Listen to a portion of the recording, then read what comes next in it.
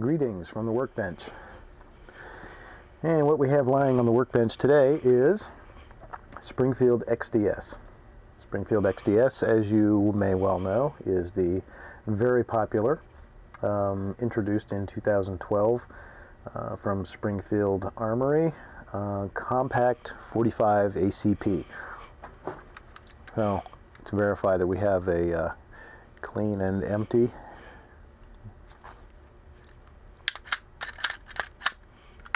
Okay.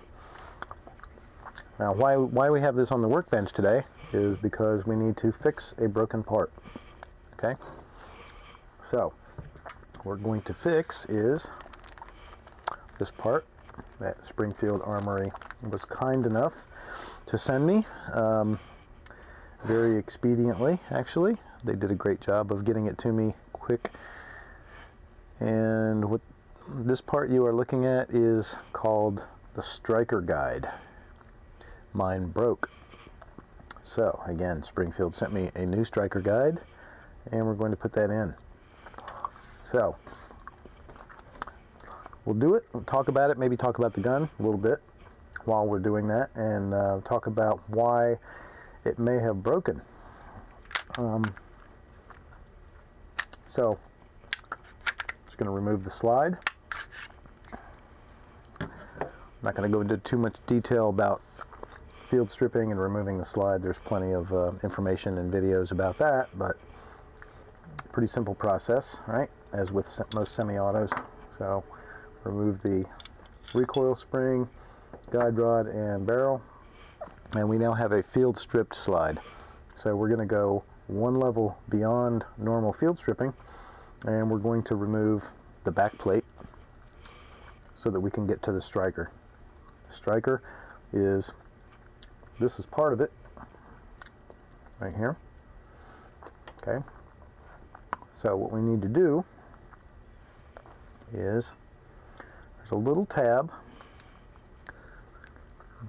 and I don't know how well the image will be. Hopefully focus will be good, but there's a little tab you can see, a little small rectangular notch in the top of the back plate.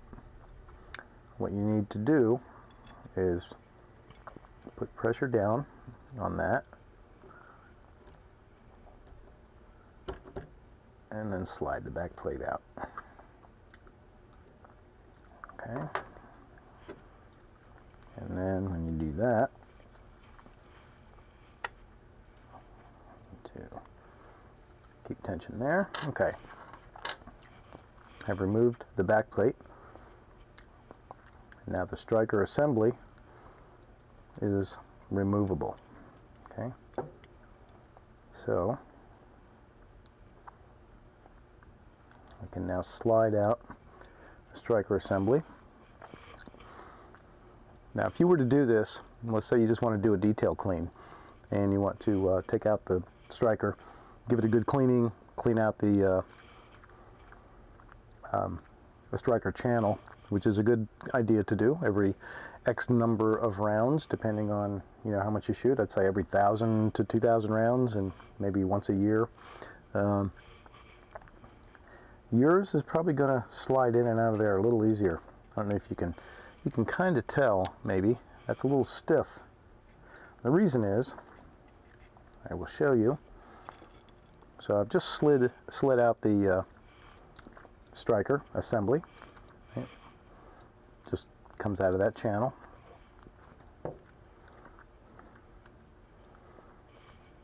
This has been repaired, and again, we're probably going to get a little fuzzy, but try and hold it up here so you can see it. If not, I will add in some still photos of what this looked like when it was broken, and I can do some still photos of what it looks like repaired.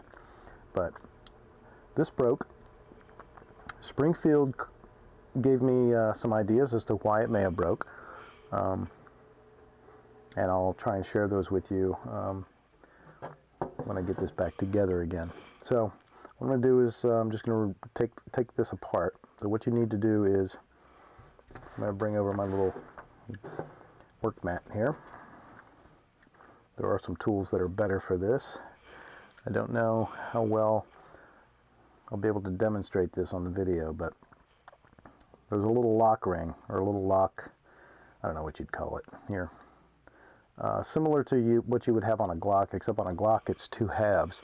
This is like a C-ring that goes around the striker rod, and you need to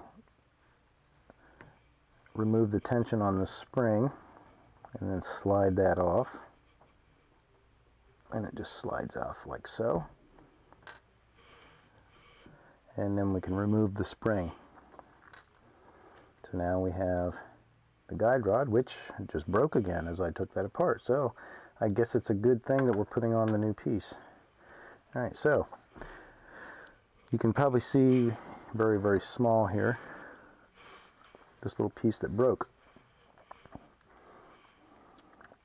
So what I'm told by Springfield is that this may have broken because the striker was manually thumbed and snapped, allowed to snap within the striker guide. I don't have any memory of actually having done that, but I'm certainly not going to swear that I did not. So they were nice enough to rush me a new part, and they did not charge me anything for doing that, and they did not call me any bad names, so I'm certainly not going to repay their kindness by casting any aspersions on their product. So let's assume for the sake of argument that I did something that caused that to break.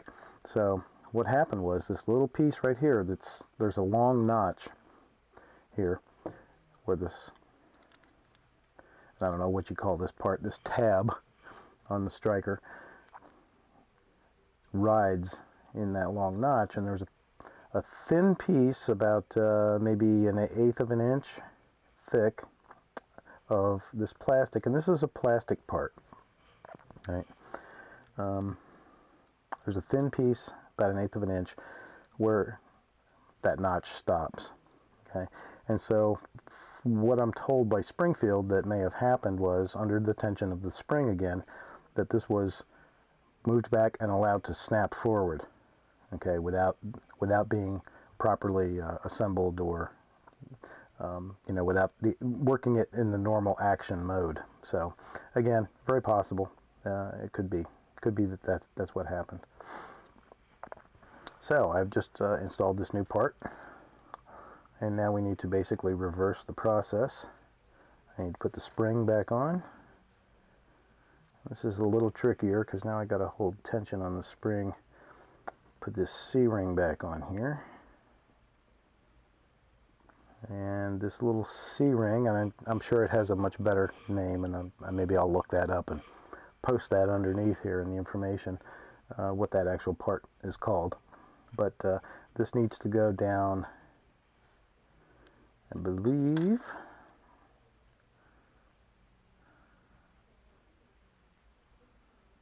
yeah, it wants to go that way.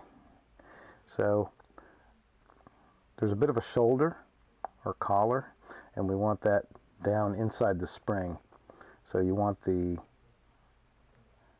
part to go on this way. First we have to get our spring on here. We have to get it under tension. We do want to do that without damaging this striker guide assembly. So push all that down.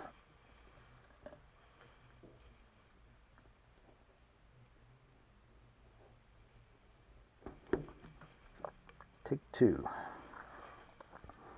If this gets to be too many iterations, I'll just edit the video and make it look like I know what I'm doing, but I'm just working this spring down so that I can have enough room to get this part in place here.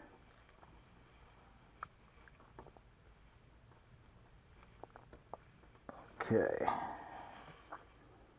and there we go. Alright, so we did that in 2 takes. That's not too bad, huh? Alright, so the spring, as you'll notice, is a little, probably best if I just sort of lay that there. Lay it on my hand for contrast. The spring is by nature a little bit serpentine. You know, it's not going to be straight. It doesn't fit perfectly. It's under tension, and so it's got a little curve to it, a little bit of an S-curve in it or whatever, and again, we'll just refer to that as a serpentine fit. So that's normal. That's what it should look like. Okay. So now, normally, what I would do if I had the striker assembly out of the slide is I would go ahead and take that opportunity to do a very good clean inside there, but I can guarantee you that since I've already done some little do-it-yourself repair jobs on here, that we're very clean down inside here. Okay, I'm just going to run a Q-tip in there a little bit. You can see we picked up a little bit of dirt, but not too much. I'm going to move this out of the way so better contrast. All right, so we have a clean striker channel. Important, if you don't know this, never ever put any kind of lubricant inside your striker channel. Do not lubricate your striker or the striker spring or any parts of the striker assembly, right? And when you're cleaning and lubing your gun, always make sure to try and keep any lube from going down into the firing pin hole or back down in here through the striker, because what happens is lubrication, these parts really do not need to be lubricated. They are engineered to run dry. And if you lubricate them, you may feel like you're doing it a good favor, but what's happening is you're putting something that's going to give dirt somewhere to stick. So any kind of dirt, carbon, little fragments of copper or brass are going to get down in there, and that lube is going to give them a place to stick. And it keeps it very dirty, can gum up the works, and cause all kinds of serious problems.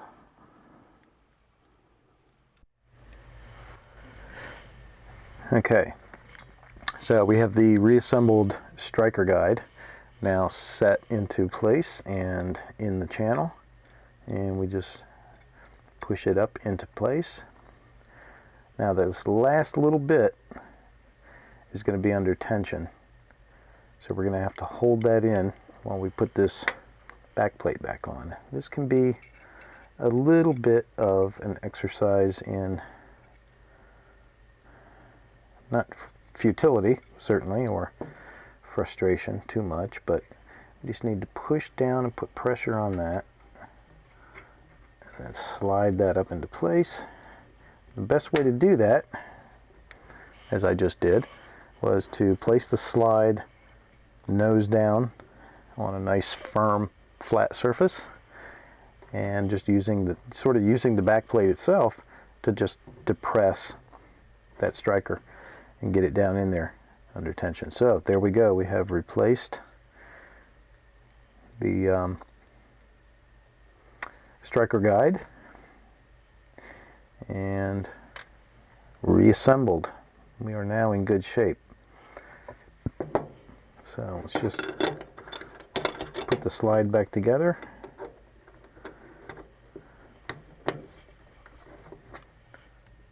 And test the action.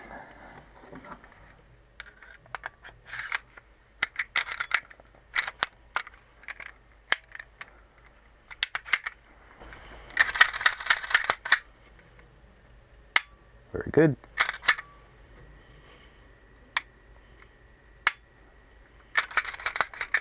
Okay. All right. So, looks like that worked. It is now repaired. So, anyway, as Springfield was indicating to me when I had the slide apart and was playing around with it, they feel that it's possible I may have broken that by letting that get under tension and then snap. Again, I don't remember specifically doing it, but I'm certainly not going to swear that I didn't. So if you have a Springfield XDM or XDS, excuse me, possibly an XDM, could be the same design. But if you have one, be careful of that. If you do see this thing break, that is the repair process, and basically that's your process for breaking down the slide and doing a clean of the striker and striker channel. So if that information is useful to you, great.